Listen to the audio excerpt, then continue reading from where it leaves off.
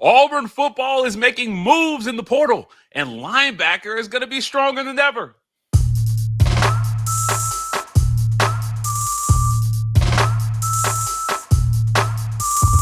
Welcome on into the Auburn Express, powered by the War Report. I'm your host, Mike G. Thank you so much for giving us one of your sports listens of the day. Joining me as he does every single week is my good friend Jacob Goins, host of On the Line Sports Talk on 106.7. Jacob, Auburn football has been active in the portal in this second portal period. Talked with my good friend Kyle Rush earlier this week. He said it's kind of interesting that Auburn is not going to the portal in the second period looking for starters. They're really just shoring up depth.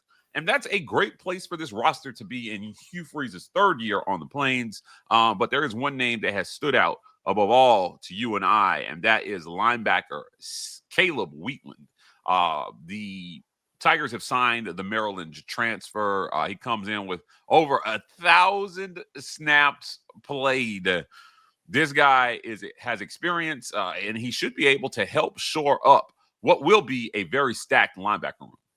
Yeah, I think it's a great addition that Auburn was able to make in the transfer portal. And look, the idea going into this spring window, believe you and I have talked about this a little bit, and we've talked about it on my radio show, is the fact that Auburn in this spring window didn't have to scramble. They didn't have to stress. They didn't have to worry. Kyle made a great point to where Auburn was just looking for some help. They were just looking for some additions. You weren't going to the portal, as we've seen in the first 2.5 years of Hugh Freeze, of, oh my gosh, we need a starting offensive lineman. We need a starting guard. We need a starting receiver. We need this. We need that. We have to have these guys. Auburn wasn't really there, Mike. Yeah, you needed some help on the offensive line because you can always use help on the offensive line. I think the narrative and the idea, which Hugh Freeze basically told us without telling us, was we need some help up front on the defensive side of the football, and you need some depth on defense as a whole. And that's exactly what Auburn has done. They went and picked up a couple of defensive ends, and now you pick up a linebacker with Caleb Wheatland from Maryland, who I think is an underrated name in the transfer portal. You said it, over 1,000 career snaps, 800 plus of those in the past 3 seasons at Maryland. I mean, he is somebody who has played Power 4 football at the highest level in the Big Ten, and now is stepping in, I guess, the second highest level. He's stepping into the SEC, but somebody that was a key contributor on that Maryland defense who comes in, wanted to have reps, wanted to compete for a starting job, which I think he will. And you get to play for DJ Durkin, who I think is the best defensive coordinator in all of college football. Why would you not want to come to Auburn and be a part of that if you're Wheatland? And so I think he flies to the football. I think he's just fundamentally sound. He's not going to just jump off the page for stats, but he just plugs the holes properly, and somebody that DJ Durkin can trust in that linebacker room. And man, how nice is it for, gosh, I don't even know, the first time in a decade that Auburn has this crazy thing at linebacker, Mike. It's called depth. They have dudes at the linebacker spot, right? You don't have to worry about if KJ Britt goes down or if Eugene Asante twists his ankle. It's like, well, who the heck's going to play? That's not the case anymore. And with guys like Wheatland from the transfer portal and your young freshmen and sophomores, who we'll talk about in a moment, this linebacker room has become really, really impressive for Auburn, and I can't wait to see him this fall. Yeah, I personally have been singing the praises of one DeMarcus Riddick all offseason. Yes. I said it last offseason. I thought that he was going to be an impact player. He turned out to come along a lot faster last year than I think a lot of people anticipated.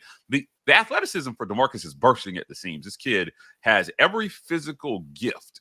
So Wheatland will join that room with Riddick to help kind of build a different kind of depth for DJ Durkin in his second year on the Plains as defensive coordinator. Now, they were top 25 defenses last year, but I thought that they had some work that they could do at the second level, stopping the run. And this will be a big thing for Auburn, I think, here this coming season defensively. If they're going to continue to climb the way they have defensively, they've got to be able to stop the run. Now, Wheatland had 18 stops last year, which certainly won't hurt, along with 4 sacks. And, you know, if this unit combined can be top 4 in the conference in those metrics, I think they have a chance to be a playoff type defense.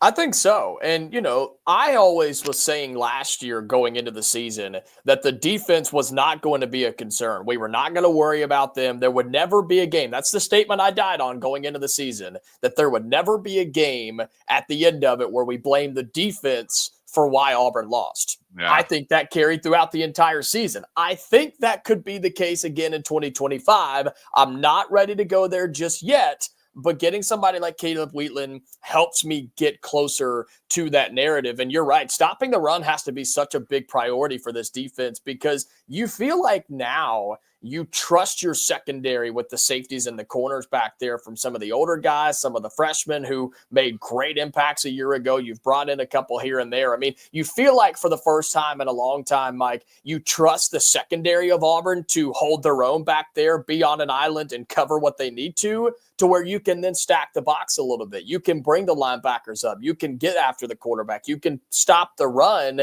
rather than having to pick and choose and just hope that you gambled correctly. Auburn can now use this linebacker room that has so many athletes. And don't forget the buck position too, which is kind of a new thing where names like Joe Phillips are in there who are just going to plug holes like crazy. If Auburn could stop the run in the SEC this year, and you said it, be a top 4, top 5 unit at the linebacker spot, you're in a really good spot. And I love linebackers. I do. I think it's the most important position on the defensive side. That's why you see so many of them. I believe Eugene last year wore the green dot on the back of his helmet. They wear the communication helmet. That's what that is. The quarterback wears it on offense. The linebackers typically wear it on defense because they're the ones communicating to everybody what the defense needs to do on any given play. So if you can get that this year again and have the leadership and the athleticism in there, this team's going to be really, really dangerous on defense.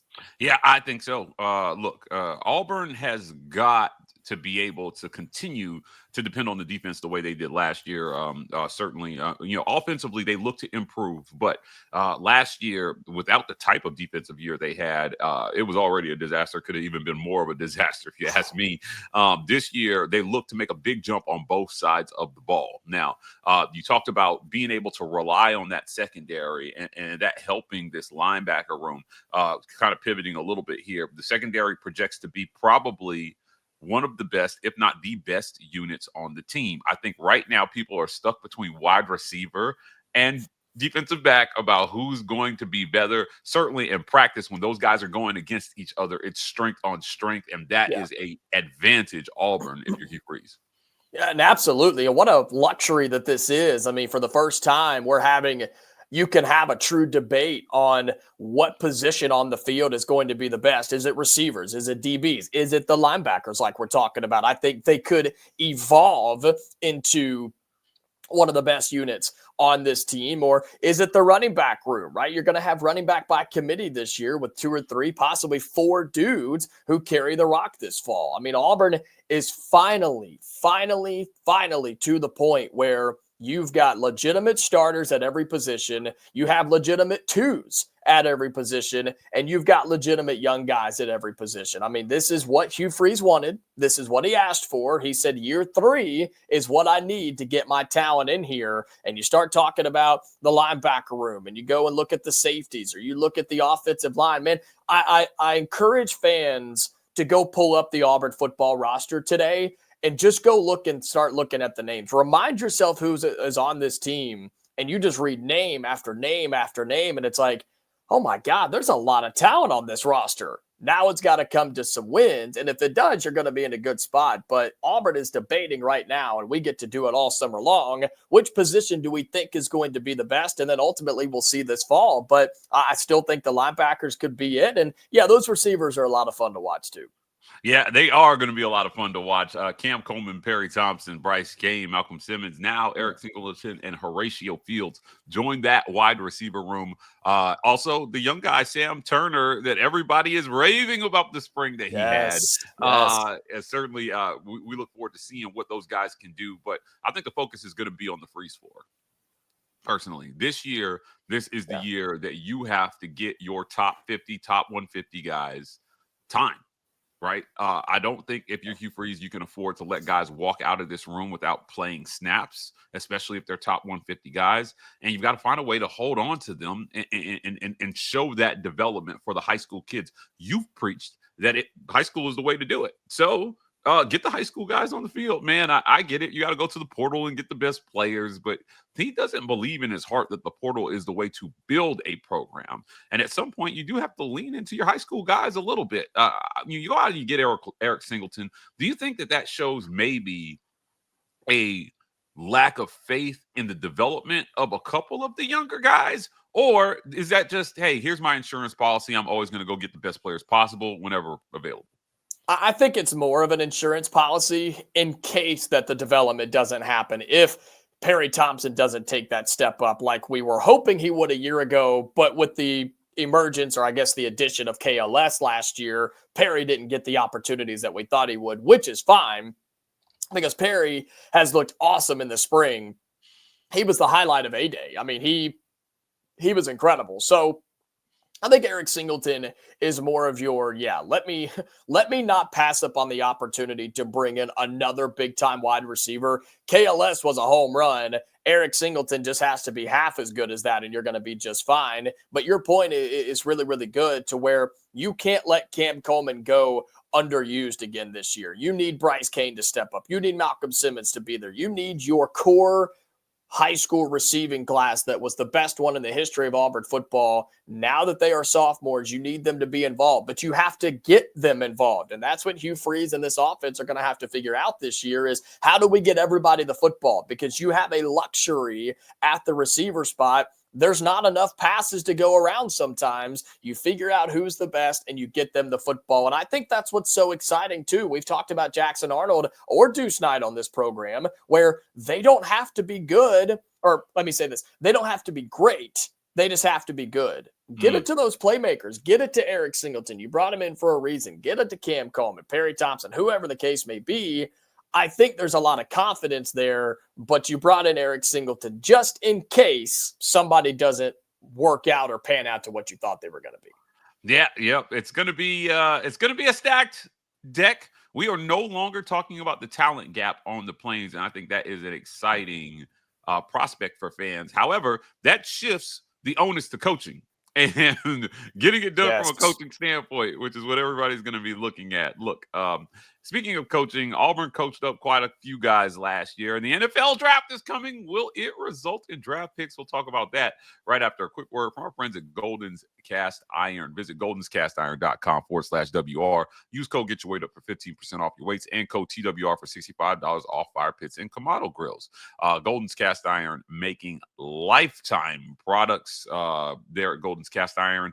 They're based locally here in Columbus, Georgia. So if you want to go get your product, you can go pick it up or they can deliver it to you. Great products. Work out, grill out, chill out with our friends at Golden's Cast Iron. Also, if you want to chill in a different way, visit our friends at the Rogue Shop. Visit rogueshop.com. Use code REPORT to get 15% off that Rogue Shop order. Pain, sleep, stress, anxiety, whatever ails you in life, the Rogue Shop has something that has you covered.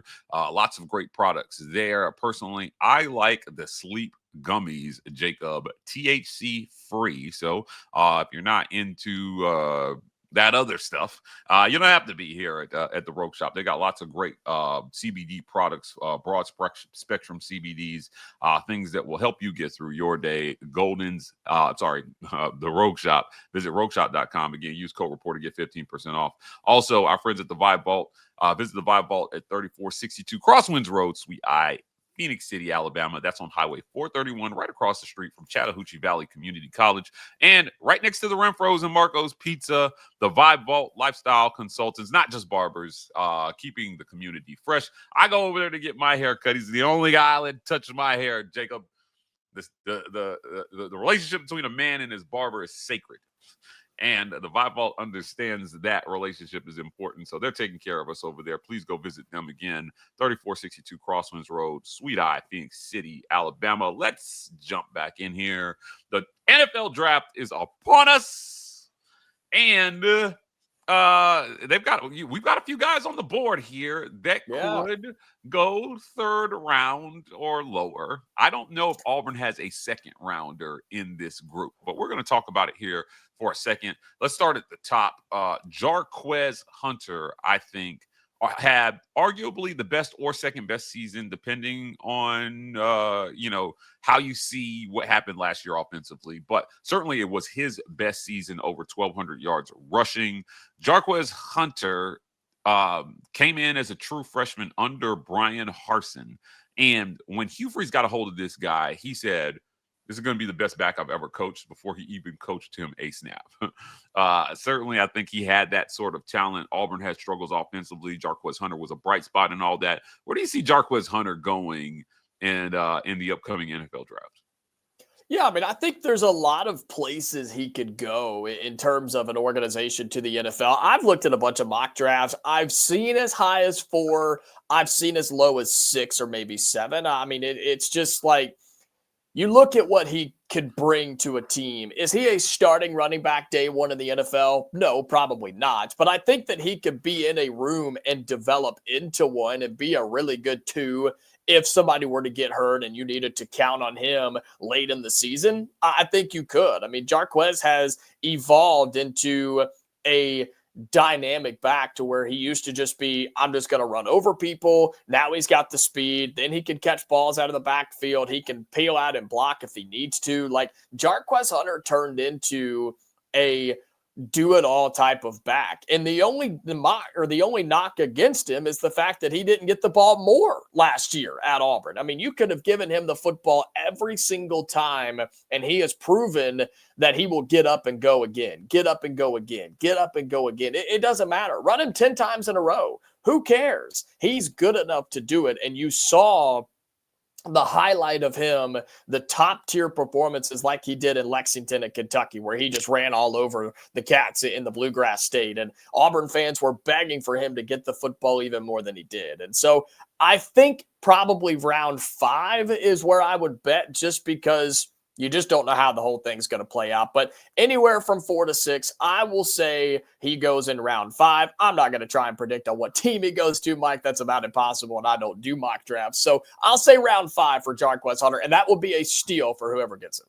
Yeah, I just agree that it's going to be a steal for whoever gets him, because they have de-emphasized running backs a lot in the NFL draft over the years, Jacob. I mean, if you think about it, the NFL is doing running back by committee. College is starting to do that even more and more. And the shelf life on that position has been so low that it's one of those things where you just got to have multiple backs to do the job. You know, they feel like they can go and find gems late in the draft. And unfortunately for Jarquez, I think that pushes him down.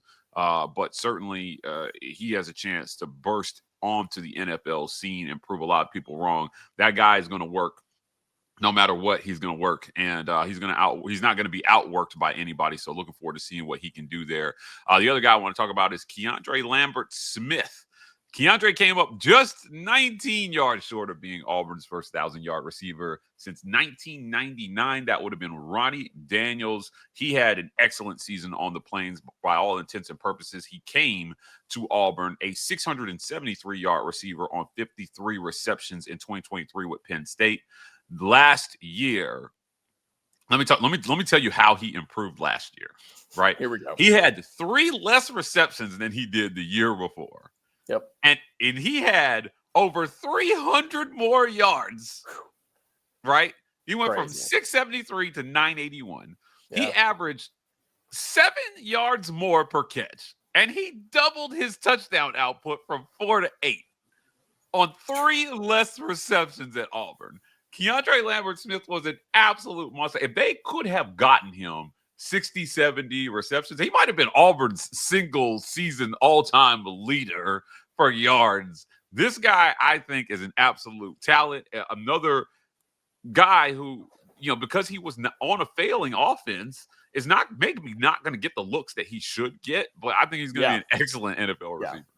I think so. I think he is somebody who is just a playmaker. He's just somebody who has proven in his college career that he is a flat out playmaker. They've been doing a lot of these videos. I know Eugene did one, and they did one with KLS about his favorite memory at Auburn, and it was his game-winning touchdown against Texas A&M. I mean, he talked about how that he wanted that play. He wanted the football. He asked Hugh Freeze to get him the ball and give them the win against Texas A&M, and he did it. He had to readjust. Remember, he had to go backwards and catch that ball and end up getting the win for Auburn. And that's what you're getting with KLS. You're getting somebody who's very, very experienced, a flat-out playmaker, and he's a winner. That's what he is. And so I think round 6, I saw something where he could go to the Jets, and I just pray that that's not the case because nobody wants to play for the Jets. And so if he can go somewhere where he's got somebody who can get him the football and let him get out in space, he's going to be a really, really good receiver in the NFL. Some would say he's quote undersized. I don't think so. I think he could play I think he can hang with guys in the NFL. Really excited for what KLS can do at the next level. I just wish Auburn could have had him longer, man. I wish Auburn had him for 3 or 4 years rather than what they did. But yeah, for a single season, it's one of the best we've seen in an Auburn uniform in quite some time. And I think just another steal that you could grab if you're an NFL team. My thing would be this, Mike. Why not? Why not take a chance on him? What's the worst that can happen? I think he steps in and makes an impact somewhere, and we wish him the best of luck. Look, before we get out of here, I just want to round out here the other draft-eligible Tigers. Jalen McLeod, Rivaldo Fairweather, Eugene Asante, Jason Jones, Peyton Thorne, and Zacchaeus Walker also will be looking to have their name called at some point during the draft to process. Eugene Asante is a fan favorite, a guy. Mr. Let's Work himself laid it all on the line here at Auburn for the fan base, for his team. Certainly, I think fans would love to hear his name called as well. Jason Jones, another guy that never really came into his own, I think, here at Auburn, hampered by injuries during his time here. But certainly, I think if he gets healthy, he can make an NFL roster, at least as a free agent. Peyton Thorne will be looking to make a roster here as well, too. Talk to Peyton's camp. Football doesn't work out for him. I know he wants to get into coaching and, open to all those options. And then Jalen McLeod, another guy who, we thought might had a bigger season than he had last year, but certainly there is some raw talent there to work with. So certainly Hugh Freeze is going to be keeping an eye on these draft results. It's something that you can use in recruiting to say, hey, look, when I got a hold of Jarquez Hunter, best season he ever had, right? Like, you didn't recruit him, but certainly Hugh Freeze played a hand in Jarquez's future at the NFL level. Jacob Goins, man, I want to thank you for joining me. Before we get out of here, as always, tell people where they can find you. Yeah, you can listen Monday through Friday if you're in the Auburn, Opelika area, heading up towards Alex City, heading out west towards Phoenix City. You can listen in that area. ESPN 106.7 on your radio dial or ESPNAU.com, no matter where you are, across the state, across the country. It's Auburn Sports Talk, 2 to 4, Monday through Friday, each and every day. Listen in to On the Line on ESPN 106.7. Guys, that's it for another great edition of the Auburn Express, powered by the War Report. If you want to keep this content going, do us a favor. Hit that super thanks button in the comments after the video. Also, hit like and subscribe. We are the War Report on every social media platform. TW Report on TikTok. We're signing off, and as always, War Eagle.